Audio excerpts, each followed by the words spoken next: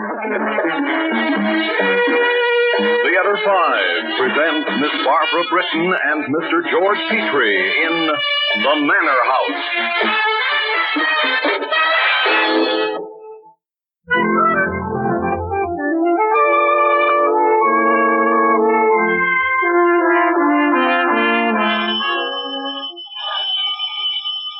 I'm coming.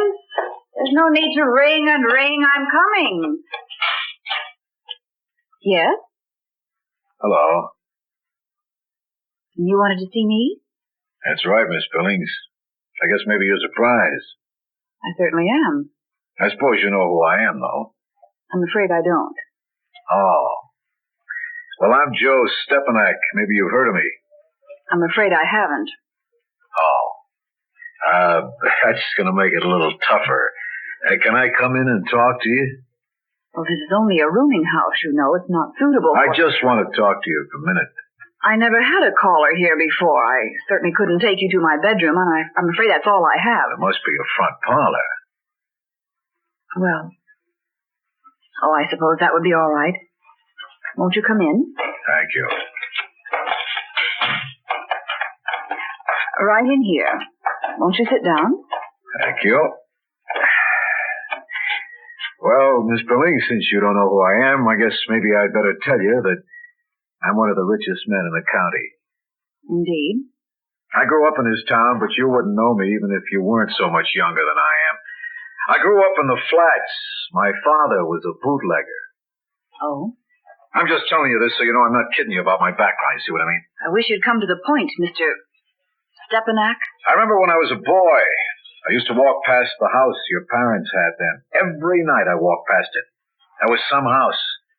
Sometimes I'd sneak into the grounds and walk around just looking at the garden and the pillars on the house. Mr. Stepanak, I wish you'd come to the point. That is the point, the way I felt about your family's house. That's the grandest house in town, Miss Billings. And it's standing vacant. Did you come here to remind me that the family fortune is gone? I came here to tell you I want to buy the house. Indeed. When I was a kid, I used to dream about buying that house. I've never been in it, but I know I want it. You want to buy the house from me? That's right. Mr. Stepanak, I don't know why you came here. Maybe to gloat. Maybe to tell me that the son of a bootlegger from the flats now has more money than the last member of the Billings family. No. I can understand how you may have envied my family. But it's cruel, isn't it, Mr. Stepanak, for you to come here and talk to me? You're a director of the bank. You know that I don't own the house. The bank does. How did you know I was the director of the bank? What? You said you'd never heard of me. Well, Mr. Stepanak, it looks as if we've caught each other. You came here to gloat, and maybe I was too proud to let you know that I'd heard of you. Now, wait a minute, Miss Billings. I didn't come here to gloat. Then why did you come here? I think you'd better tell me. Well, one thing, I wanted to learn all about that house from you. How it was when you were a girl, how it was furnished. And then I was going to ask you to marry me.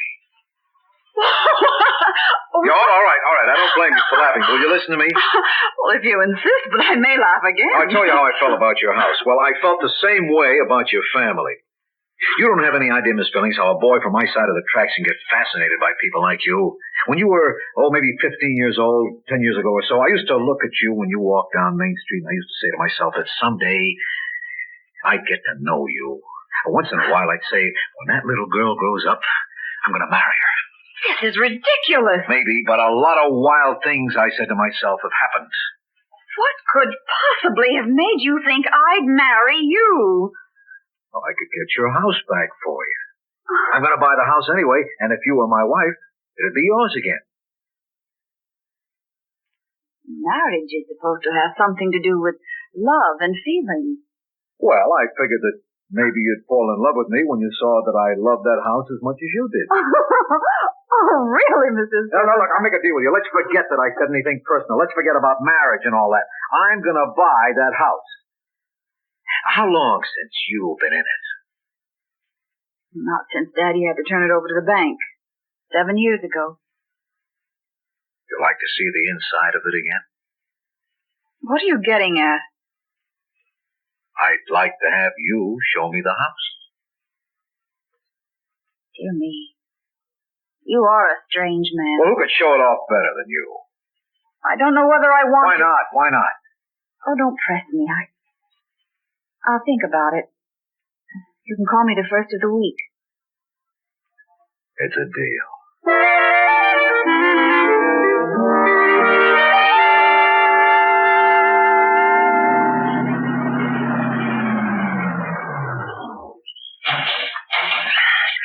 Well, here we are.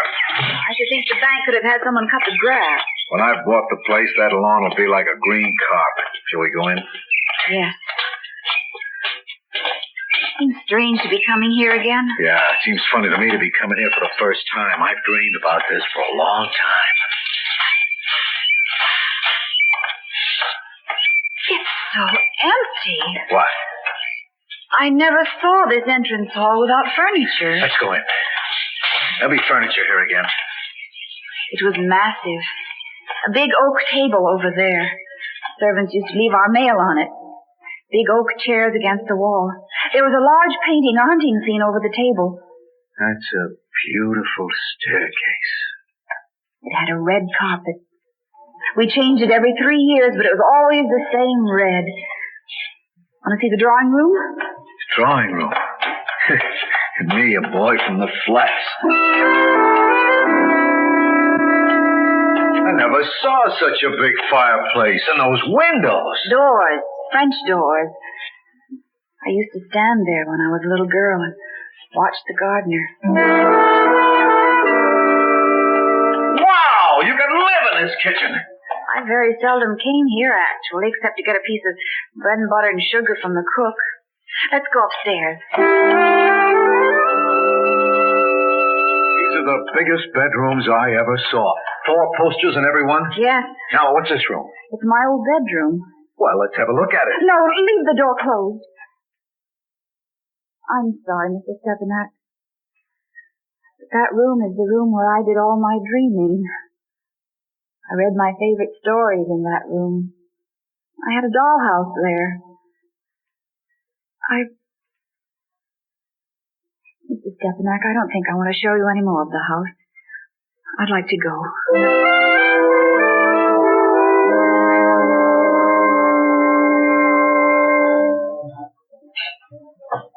I want to thank you. Indeed? For what? For letting me take you to dinner. I should thank you. After all, this means I don't have to pay for my own dinner. I have to watch my pennies, you know. You sound bitter. I meant to sound practical. Miss Billings, I want to level with you. About what? About me. I'm a businessman. I got a contracting firm. I own some property in the city. I'm a silent partner in a shipping firm. Yes, I know. You own property in the city, as you call it. Actually, you're a slum landlord, aren't you?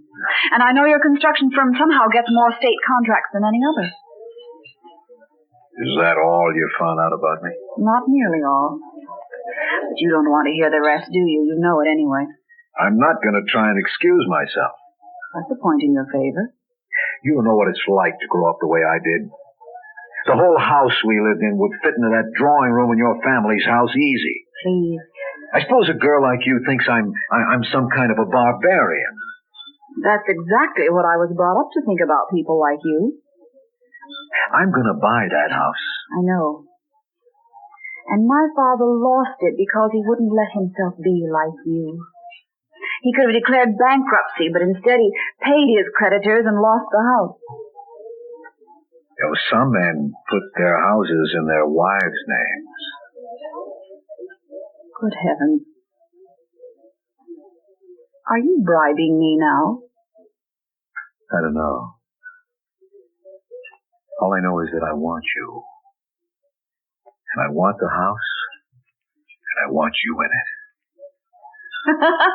Look, I'm not asking anything of you except that you marry me. Oh, is that all? Are you trying to say we'll have separate bedrooms?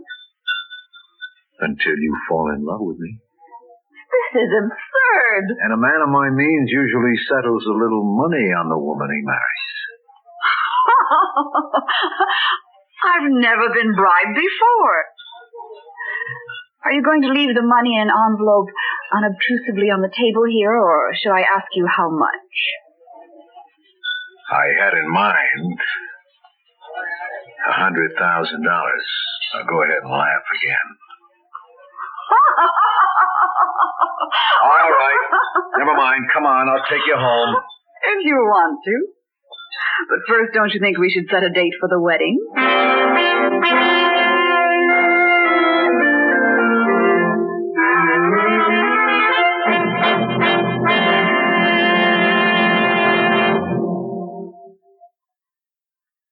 George Washington said, "Truth will ultimately prevail where there's pains taken to bring it to light." Today, the United States and other free countries are engaged in a battle for truth, a battle to bring truth and freedom to those people of the world who know only fear, doubt, and dictatorship. We who have the right to worship, to speak, and to criticize, who know what truth and freedom really mean, must meet this shadow of doubt and fear wherever it may appear. Each of us, as citizens of a free nation, must be able to explain clearly and simply the real meaning of truth and freedom.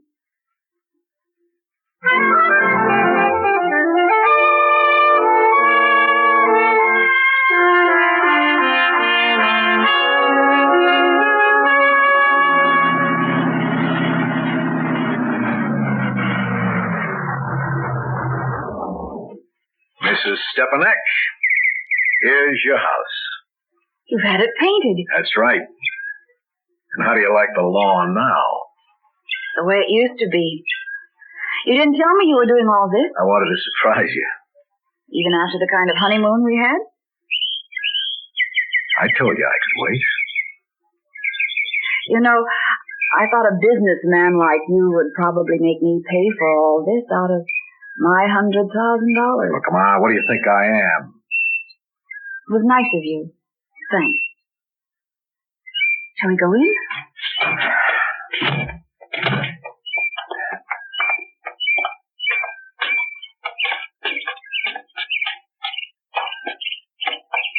Well, should I carry you across the threshold? Don't be absolutely ridiculous. All right, it was just a thought. Here you are. But you... Why? It's just the way it was when you used to live here. But how could you have? By getting you to talk, by getting you to give me the details. And if I got anything wrong, you be sure to tell me and we'll fix it. This is just wonderful. I want to see the whole house, every room. Come on.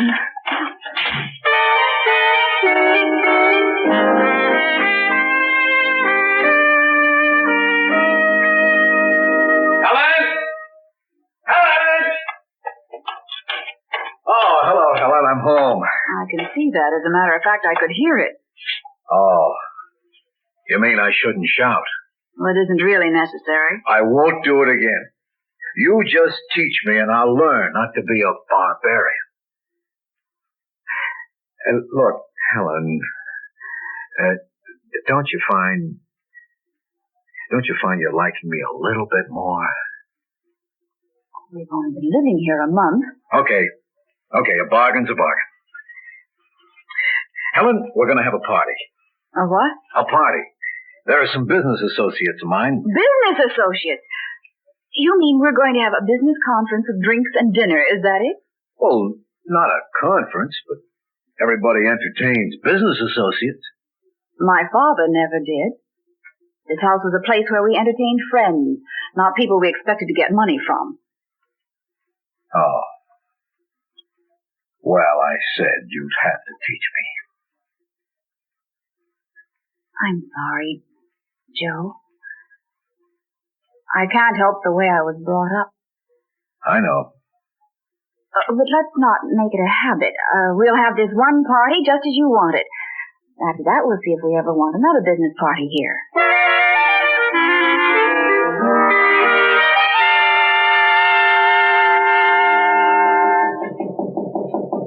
Yes, what is it? It's Joe, Helen. May I come in? Well, I'm already in bed. Oh, well, come in.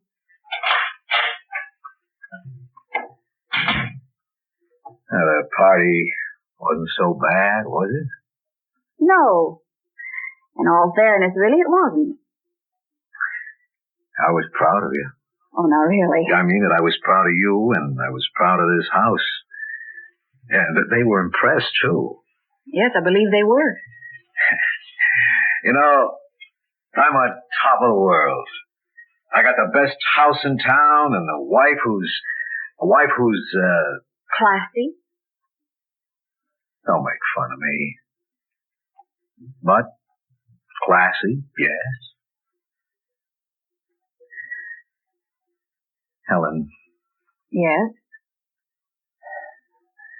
Helen, I'm crazy about you. Joe, please. I have to go away, Helen. Really? What do you mean? Well, I have to go to the capital. It's a business trip. We were just awarded a little highway job by the state. In fact, a big highway job. Oh, well, that's fine.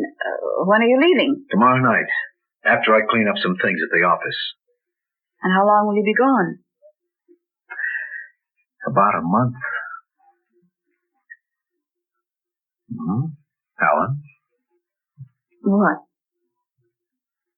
Look, Helen, I'll be gone a month. I'm sorry, Joe, but I'm tired and I want to go to sleep. Helen, don't you like me? Joe, you agreed to give me time. Why don't we wait until you come back? I'll be thinking things over and I'll tell you then how I feel about you. Well, all right. Good night, Joe. Yeah. Good night.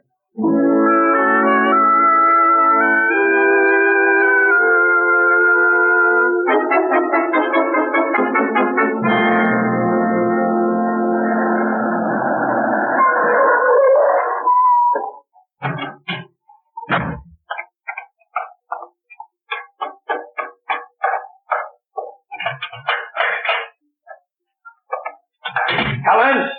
Darling! Oh, Helen, darling, I've missed you. Hello, Joe. I had the speedometer at 80 all the way. Oh, Helen, it's good to be back. Why, you are exuberant. Look, Helen, let's come to the point, huh? You said you'd be thinking it over. That's right. Well, have you thought it over, Helen? Our marriage? Yes. You waited up for me. Yes, I did, Joe. Does that mean what I think it means? Well, it means, Joe... Well, here. Perhaps this can explain better than anything else. What's this? Read it. What? This is... Helen, no! Yes, Joe. I want a divorce. Listen, you can't get away with it. Can't I? A week ago, last Friday night, according to the sworn statement of Mr. George Wilby, you entered the apartment of Miss Eunice Dennison. I don't have to give you the address, do I? Eunice Dennison is a partner in the firm that's subcontracting for me. She is also very attractive. She isn't attractive to me. We had business to discuss. Oh, did you indeed? I was only there 3 hours. That's a long time under certain circumstances. But Mr. Wilby is willing to swear you did not leave at all that night. Who is Mr. Wilby? A detective who's been following you since the day of our marriage. Oh, no. Oh, yes, Joe. And you called me a barbarian. You called yourself a barbarian. Since the day we were married. Actually, until you went to the capital, it was just part-time for Mr. Wilby. You were so attached to hearth and home, there wasn't much point in spending the money. Wilby is a liar. I did leave that apartment. I don't think you will be able to prove that. You know, I pulled some dirty deals in my time, maybe because of what I am. But it took an aristocrat to pull off something like this. There's no need to get emotional. You may as well leave my house right now. Your house? It is my house, isn't it? You gave it to me. Yes, it's your house, all right. Your house. What'll be left of it? You can have it! Help! You can have it! Step it out! Get out. get out of my house, Mr. Stepanak, before I call the police!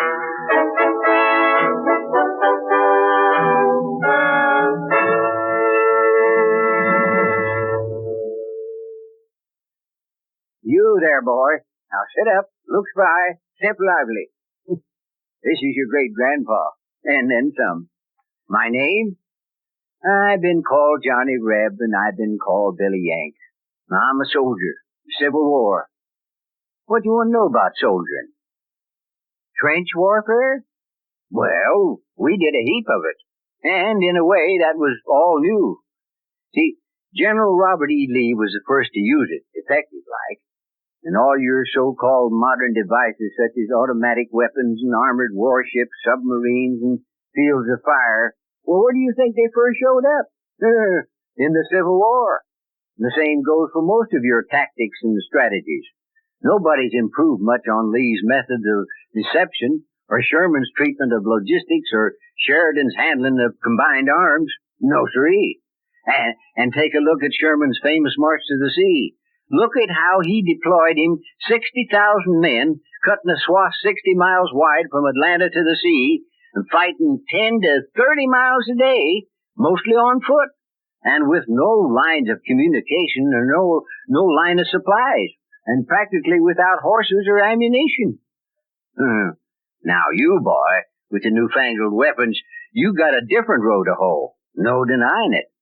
But Lee and Sherman and Sheridan and the others, what they did made it a heap easier for you today, for which you can thank your lucky stars and stripes. Oh, believe me, son, it takes more than just men and guns and generals to make you an army. It takes years and years of soldiering and a darn lot of trying out new military ideas to make you a good modern army. And it takes good schools, like the command and general staff schools, to teach these things. Danged if it don't.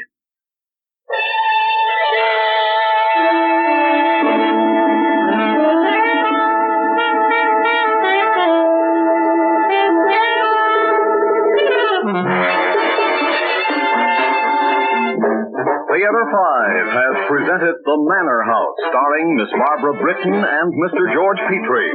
Written by Robert Cenedella, directed by Ted Bell. Script editor Jack C. Wilson. Original music by Ralph Herman. Orchestra under the direction of Glenn Osser. Executive producer for Theater 5, Mr. Lee Bowman. We invite your comments. Write to Theater 5, New York 23, New York. That's Theater 5, New York 23, New York.